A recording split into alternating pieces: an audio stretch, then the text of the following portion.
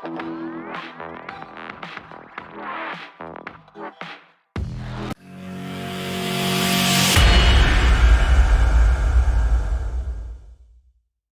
everyone, welcome back to the Top 10 Most Awesome channel. Well, throughout history, the church has been rocked by so many scandals. No matter how much the church would like to keep them secret, they have been exposed timely, and today in this video, we will have the top 10 most awesome ones. Yes, today here you are going to know the dark secrets of the Catholic Church and the Vatican City. So let us get started. I am sure you're eager to know the number one, but the complete list is distressing. Starting with number 10, the Duplessis Orphans. In the 1930s and the 1940s, a conservative revolution ushered in an era in Quebec known as the Great Darkness. Led by Premier Maurice Duplessis, the period was characterized by unprecedented corruption and repression, much of which involved the Catholic Church.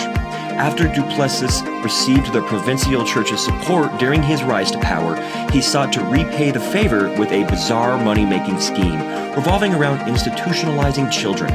At the time, federal subsidies for mental hospitals were much larger than those given to orphanages, which were largely the responsibility of the provincial government. Beginning in the 1940s, the Duplessis government, in collaboration with the Catholic Church, which ran the majority of the province's orphanages and mental hospitals, began to systematically diagnose orphan children with mental diagnoses they did not have. As a result of these false diagnoses, the orphans were sent to psychiatric institutions where they qualified for the higher federal subsidy. In some cases, orphanages were emptied after their children were declared mentally incompetent. Then the orphanages were converted into an insane asylum so the Catholic Church could make more money from the subsidies. Around 20,000 children were wrongly diagnosed and imprisoned in this way. To make matters worse, many of the orphans weren't exactly orphaned. Instead, some of them were simply the children of unwed mothers forcibly taken into the custody of the church, who frowned upon the very existence of childbirth out of wedlock. After being institutionalized, the children were subject to a nightmarish life that included sexual abuse, electroshock therapy, and even forced lobotomies. Some children were used in drug testing and other medical experiments. Many died as a result of their treatment. By the 1990s, around 3,000 surviving Duplessis orphans organized to bring their stories to light and pressure the Canadian government for justice.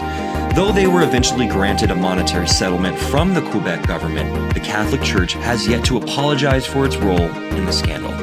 Number 9, home children. During the 19th and 20th centuries, around 150,000 British home children were sent to Australia, New Zealand, Canada, and Rhodesia. The scheme arguably dated back as far as the 17th century, but what's surprising is how long it lasted.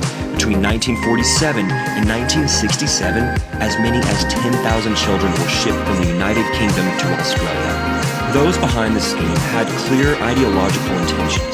They wanted to ensure the colonies in question would have white majorities. The British children chosen to be shipped across the world were often referred to as good white stock. Competing religious groups, including the Catholic Christian Brothers, sought to use the scheme to increase their followers in the colonies. Between the late 30s and early 60s, the Catholic Church shipped at least 1,000 British and 310 Maltese children to Catholic schools in Australia, where many were forced to do construction work or other hard labor. In addition to forced labor, subsequent inquiries have found that many of the migrant children in the church's care were brutally beaten, raped, and starved. Some children were made to scramble for food thrown on the floor to survive. Many of the children were stripped of their birth name. Decades later, in 2001, the Catholic Church in Australia confirmed the crimes committed and issued an apology. Number 8. Spain's stolen children. Starting in the 1930s, the fascist regime of Francisco Franco sought to purify Spain by stealing the babies of undesirable parents and having them raised in more politically acceptable surroundings. The scheme originally targeted the children of leftists, who the Spanish government saw as having a form of mental illness that was polluting the Hispanic race, but eventually came to target unmarried mothers and otherwise unfit parents. As many as 300,000 babies were eventually stolen from their parents. The baby-stealing scheme was carried out with a close cooperation of the Catholic Church in Spain. After Franco rose to power, calling himself the defender of Catholic Spain, the church controlled most of Spain's social services, from schools to hospitals to children's homes. This allowed thousands of children to be stolen or otherwise removed from their parents by Catholic doctors, priests, and nuns. In many cases, nurses in Catholic hospitals would take a newborn baby from its mother to be examined. The nurse would then return with a dead baby kept on ice for the purpose of persuading the mother that her baby had suddenly died. After the babies were stolen from their mothers, they were often sold in illegal, profit-making adoptions. After Franco died in 1975, the churches retained its grasp on Spanish social services and largely continued the scheme. The child kidnappings didn't fully come to an end until 1987, when the Spanish government began tightening adoption regulations. It has been estimated that around 15% of adoptions in Spain between 1960 and 1989 were part of the kidnapping scheme. Can't believe your eyes, but these are actual truths, as we have brought the facts as well behind the stories. Hope you liked the video till now. Let us know your views in the comment box below. And before moving further, just hit the subscribe button to watch more such videos, and like and share the video as much as you can. Now let's slide into number 7, the return of baptized Jewish children. While Pope Pius XII had been condemned for remaining largely silent on the Holocaust and politics of World War II, under his leadership, the Catholic Church did take steps to save several thousand Jews from the Nazis.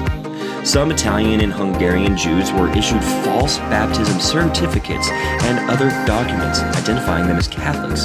In France, many Jewish children were baptized and placed in Catholic schools and orphanages, effectively hiding them from the Nazis. The problem is what happened next. When the war ended, the Catholic Church in France issued a directive forbidding its representatives from returning Jewish children who had been baptized to their families. The document, which claimed to have been approved by the Holy Father, firmly stated that children who had been baptized must not be entrusted to institutions that would not be in a position to guarantee their Christian upbringing. Many of the children concerned had lost their parents in the Holocaust, and some were deliberately never told of their Jewish background. The issue first came to public attention in France with the case of Robert and Gerard Finally, who became subject of a lengthy legal battle after their surviving Jewish relatives attempted to regain custody from the French Catholics who had baptized them. Other French Catholics apparently ignored the church's order and agreed to return the Jewish children in their care, including the future Pope John XIII, who was the Vatican's representative in Paris at the time. To this day, it is not clear how many Jewish children the church saved or how many it gave back afterwards. Number 6, the Nazi rat lines. The Nazis found Europe inhospitable for them after the end of World War II following the victory of Allied forces. Many war criminals were being put on trial while others found ways to escape Europe. Some Nazi war criminals used a famous route to flee from Europe known as rat lines. These rat lines connected to Spain and Italy, from where the war criminals mostly routed towards Chile, Brazil, and Argentina. According to Gerard Stecknacher, a Harvard researcher, the Vatican City was the strongest support of Nazis as they helped smuggle them out of Europe. The Vatican wished for the revival of glorious European Christianity. Moreover, they were believed to be scared by the ever-growing influence of the Soviet Union. These reasons were the drive that boosted the Vatican to help Nazi war criminals. Number 5, the Nazi gold in the Vatican Bank. In 1947, a U.S. Treasury agent named Emerson Bigelow apparently penned a highly classified report which alleged that the Catholic Church had smuggled Nazi gold through the Vatican Bank. Although the report itself has been lost, a letter written by Bigelow explained that it contained information from a reliable source revealing that the Nazi puppet attaché regime in Croatia had smuggled around 350 million Swiss francs in gold out of the country at the end of the war. According to Bigelow, perhaps 200 million francs of this was briefly held in the Vatican Bank for safekeeping. Bigelow's letter also referenced information that the gold had subsequently been funneled through the Vatican pipeline to Spain and South America, where it was used to help Nazi and Utashi officials escape punishment for their crimes. The letter only came to light in 1997 after being declassified by the US government the year before. A spokesperson for the Vatican Bank denied the claims, but the Catholic Church remains embroiled in lawsuits over the alleged laundering of Nazi gold. In 2000, a class action lawsuit was brought by around 2,000 Holocaust survivors and relatives who sought restitution from the Vatican up to $200 million using the Bigelow letter and other recently declassified documents to allege that the Vatican had improperly harbored gold stolen from Europe's Jews. The suit has since stalled, with American courts split on whether the case can be tried in the U.S. Number 4. Hiding child abuse and protecting pedophiles. Widespread child abuse within the Catholic Church has been a problem for a long time, but the issue didn't truly come to public attention until the late 1980s. The abuse is a huge scandal in and of itself, but the fact that it took so long to come to light speaks to an even larger crime. The Catholic Church, as an institution, deliberately sought to cover up child abuse and systematically protected pedophile priests. The issue was fully brought to light in 2002 when 5 Catholic priests were tried in Boston for their horrifying abuse of children. One of the convicted priests, Father John Diohan, had allegedly molested as many as 130 boys before he was caught. But Father Diohan's superiors had learned of his crimes long before he was charged in a court of law. Not only did the church not turn him over to the authorities, they didn't even expel him from the priesthood. Instead, they simply reassigned him to other parishes where he continued to abuse children with impunity. In Wisconsin, a Catholic priest named Lawrence Murphy raped as many as 200 deaf and disabled boys at a church-run school between 1950 and 1974. When Murphy's superiors became aware of the abuse, they didn't even fire him from his teaching job. Instead, they gave him a leave of absence. It wasn't until 1996 that the church internally investigated the abuse. However, the church decided not to punish the child rapist because he was elderly and in poor health. Murphy died a few months later and was buried with the full dignity and honor of a Holy Roman Catholic priest in good standing. In February 2014, a special United Nations Committee on Child Rights found that the Catholic Church had systematically protected priests who raped children and is consequently responsible for allowing tens of thousands of children to be abused. The committee claimed that the Church has consistently placed the preservation of a reputation of the Church and the protection of the perpetrators above child's best interest. The current Pope, Pope Francis, recently claimed that he had a reliable data indicating that around 2% of Catholic clergymen are pedophiles. There are currently around 414,000 Catholic priests around the world, so according to the Pope himself, there are an estimated 8,000 pedophile priests currently working for the Catholic Church. Number 3, the Magdalene Asylums. Based on their ultra-conservative notions about sexuality, the Catholic Church imprisoned women suspected of prostitution or promiscuity in church-run institutions known as the Magdalene Asylums. Initially, women were committed to the asylums to receive psychopsychiatric treatment for alleged sinfulness or promiscuity. Many women were sent to the asylums by their own families. Occurring mainly in Ireland, the imprisoned women were forced to do slave labor, mostly related to washing clothes, for 7 days a week. Of course, the church was getting paid for the work since the laundries were operated for profit. The imprisoned women endured horrific beatings, poor food, and sexual abuse. It has been estimated that as many as 30,000 women were forced into the Irish laundries. The asylums operated in Ireland from the 18th to the late 20th century, but they didn't become a matter of public debate until 1993, when 155 bodies were uncovered in a mass grave in North Dublin. The asylum authorities had buried the women in secret without telling their families or even the authorities that they had died. none of the 155 women had a death certificate.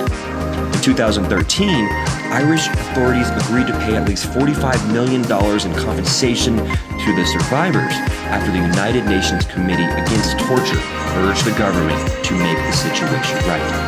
The Catholic Church has yet to apologize. Number 2, the Croatian Holocaust. While the concentration camps run by the Nazis during World War II are probably best known today, there were many similar concentration camps in other countries, including some in Yugoslavia run by Catholic priests.